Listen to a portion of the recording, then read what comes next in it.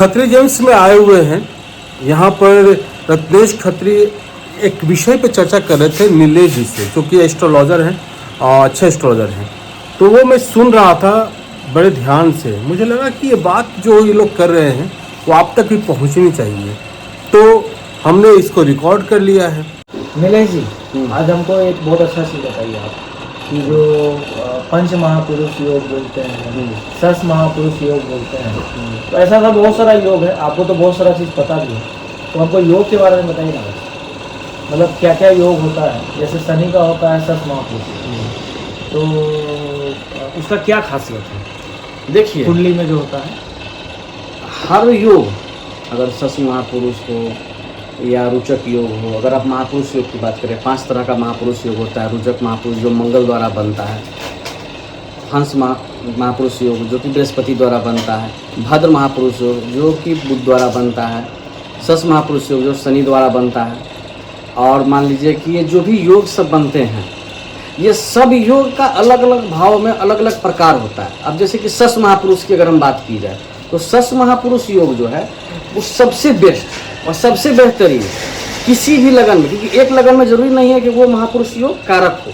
तो सस महापुरुष तो वो 7th हाउस में, यानी कुंडली का जो 7वां भाव होता है वो सबसे बेस्ट होता है। मान लीजिए फॉर एग्जांपल मेष लगन की कुंडली है, जहाँ पे शनि को कारक हमारे पराशर ज्योतिष में नहीं माना गया है, लेकिन अगर वहाँ पे 7वें भाव में शनि है तो वो उस मेष लगन की कुंडली में सबसे अत्यधिक फायदा देने वाला लोग। क्योंकि आज के डेट में हम लोगों को क्या चाहिए? हम लोगों को सबसे ज़्यादा नेम फेम वेल्थ चाहिए। किसी व्यक्ति को एस्ट्रोलॉजी या अध्यात्म या ईश्वर के पास जाने के बाद वो एक ही चीज़ मांगता है। 90% लोग हमको वेल्थ चाहिए या फेम चाहिए, ये 2 चीज़ मांगता है। तो वो दोनों कहाँ से मिलेगा? तो अब यहाँ 10th के और 11th के gain, all types of gain, यानी कि अगर हमको आपके पॉकेट से 10 रुपया गिफ्ट मिला हो या हमने 10 रुपया अर्न किया हो, वो दोनों 11th हाउस से ही निकलता है। 7th हाउस हमारा बहुत अच्छा है, हमारा बिजनेस बहुत बड़ा चल रहा है, बट हमारे 11th हाउस में दम नहीं है, तो हम उससे एनर्जाइज उतना नहीं कर पाएंगे। कितने लोग देखते होंगे कि बॉलीवुड चौराहे पे या कहीं भी दिल्ली में कनॉट प्लेस में ठेला लगा के रोज का 10,000, 20,000, 30,000 रुपये कमा लेते हैं, और हम बड़ा बड़ा 50 लाख का शोरूम खोल के भी 30,000 रुपये पर डे नहीं कमा पाते। क्यों? क्योंकि वो इसके 11th हाउस में कहीं ना कहीं दम होता है। तो जब सस महापुरुष की बात की जाए, तो अगर 4th हाउस में सत महापुरुष हो गए तो कहीं ना कहीं उसके पास घर और बहुत हैवी मात्रा में जमीन होगा, वो कहीं ना कहीं बहुत बड़े लैंडलॉर्ड का बेटा होगा।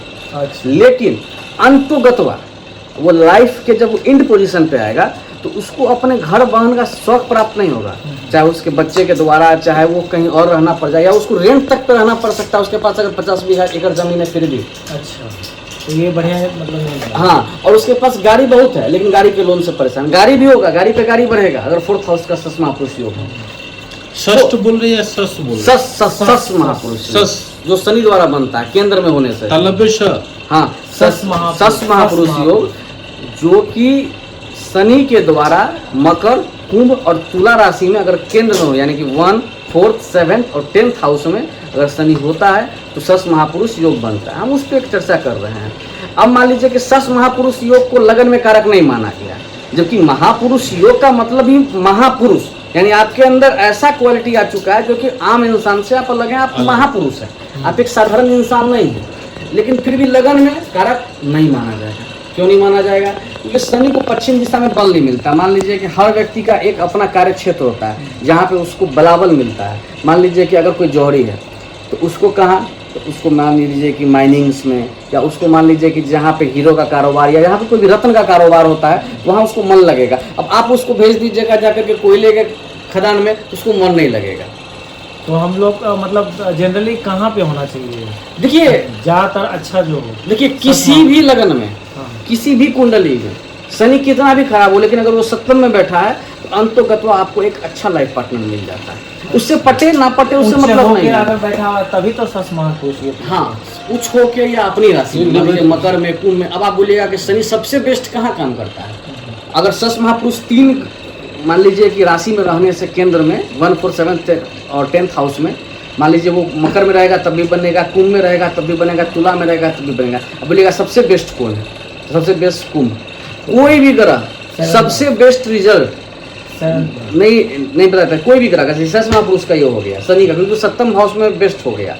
देखिए कोई भी ग्रह सबसे बेस्ट रिजल्ट अपनी मूल त्रिकोण राशि में करता है, उच्च से भी अधिक। मूल त्रिकोण राशि में उसका खराब प्रभाव नहीं है। मान लीजिए कि मेरा कुंडली, कौन सा घर हो गया? मान लीजिए कुंभ लग, क्या बोले, कौन कौन सा घर हो गया? त्रिकोण, मूल त्रिकोण बोल रहे हैं।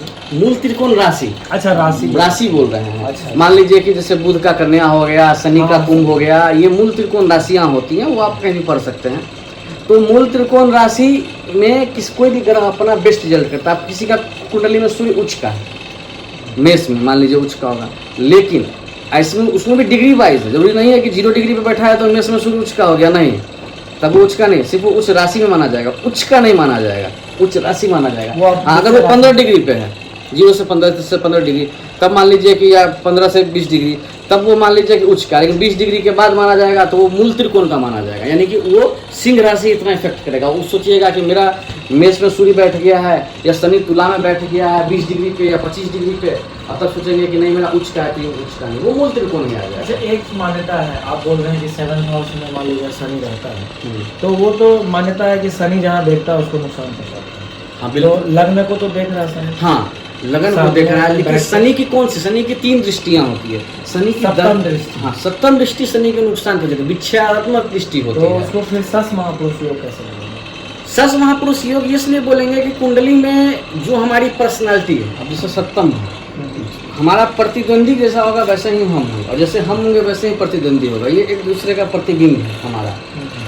तो अब सप्तम हाउस में जब शनि आया तो शनि की जो बेस्ट क्वालिटीज है, मैंने अपने आप में रहना, गंभीर रहना, पहले अपने आप में सोचना तब बोलना, पहले प्रिपेयर होना तब करना।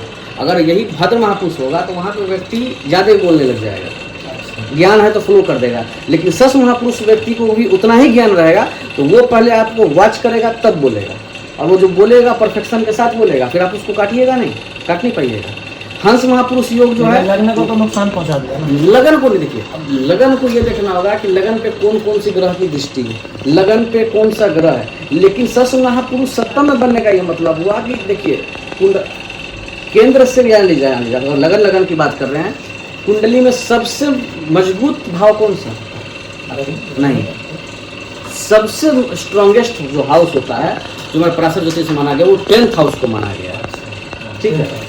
और आपको केंद्र 4 होता है, 1, 4, 7, 10th। सबसे कमजोर जो होता है ना, वो फर्स्ट हाउस होता है केंद्र में।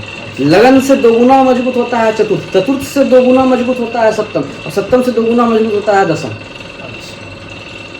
अगर आप ये सोचिएगा तो सप्तम में यानी कि 3 गुना 4 गुना मजबूत हो गया आपका लगन से, और जब सप्तम में बैठ के आपको बहुत बड़ा व्यापारी बनाया, आपका पार्टनर बहुत अच्छा पार्टनर आपको दे दिया, आप उस पर्सनालिटी सस महापुरुष का योग क्या होता है कि आप लगन में बने या चतुर्थ में बने, केंद्र के घर में, बात समझिए, हमारे किसी भी एक रूम में एसी लगा हुआ है, तो हम उस घर में जाकर सो सकते हैं, अगर हमारा अपना घर है तो आपका सिर्फ लगन पर्सनालिटी डिसाइड करता है। उसमें भी लगन का पूरा हक नहीं होता है, लगन का लग्नेश कहाँ बैठा है, आपकी राशि कौन सी है, लग्नेश पे किस किस भाव की दृष्टि है, सबसे आपकी पर्सनालिटी डिसाइड होती है।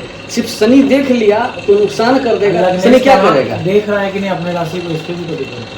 प्लस मान लीजिए शनि देख रहा है फर्स्ट हाउस को, तो क्या नुकसान करेगा, तो शनि ये करेगा आपके कार्य को विलंबित करेगा, लेकिन आपका कार्य होगा अंतोगत। पर्सनालिटी में थोड़ा वीकनेस हो गया है। देखिए पर्सनालिटी में वीकनेस, मान लीजिए कि आपका और भी सप्तम भाव में कौन सा ग्रह बैठा है, वो इम्पोर्टेंट है। इसको देख के थोड़ा बताइए तब समझेंगे। ये अपना कुंडली निकाल दिए लास्ट में। देखिए ये मेष लगन की कुंडली है। उम्मीद है आपको ये वीडियो अच्छा लगा होगा। अच्छा लगा हो तो लाइक कीजिए, शेयर कीजिए, सब्सक्राइब कीजिए हमारे चैनल को। हम फिर मिलेंगे किसी और नए अपने साथ। तो इन का नमस्कार, जय भारत, जय बिहार, जय हिंद।